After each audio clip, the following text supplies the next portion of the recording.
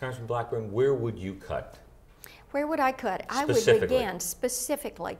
I would begin with across-the-board spending cuts. And every year I've been in Congress, I've run bills calling for also? 1%, 2%, and 5% across the board.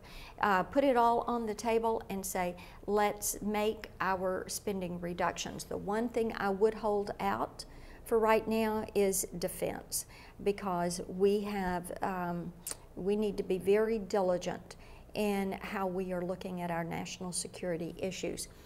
But you're talking about a savings there. If you just freeze, say let's freeze it where we are right now, you've got $27 billion so you would freeze spending. Defense. Freeze everything right now, and then go in and do your across-the-board spending cuts. You save billions of dollars every year because you peg that baseline, you know exactly where it is, you begin to cut it so that your numbers begin to mean something. But across-the-board spending cuts work. Front page of USA Today talks about our states are spending less, our cities are spending less. Why is that? It's because they froze their spending and then they started to make cuts so that the cuts are real and actualized. And yes, they're working their budgets down.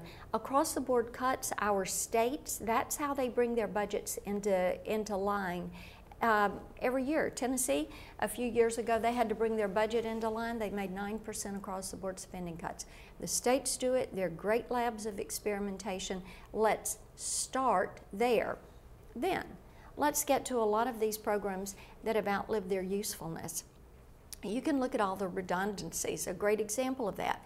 On the within the federal structure, we have 342 economic development programs. Why does the federal government need 342 economic development programs? What if you got rid of 3/4 of those?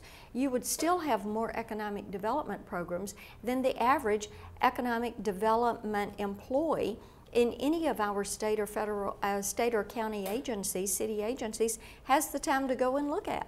So go after those redundancies and whittle that down.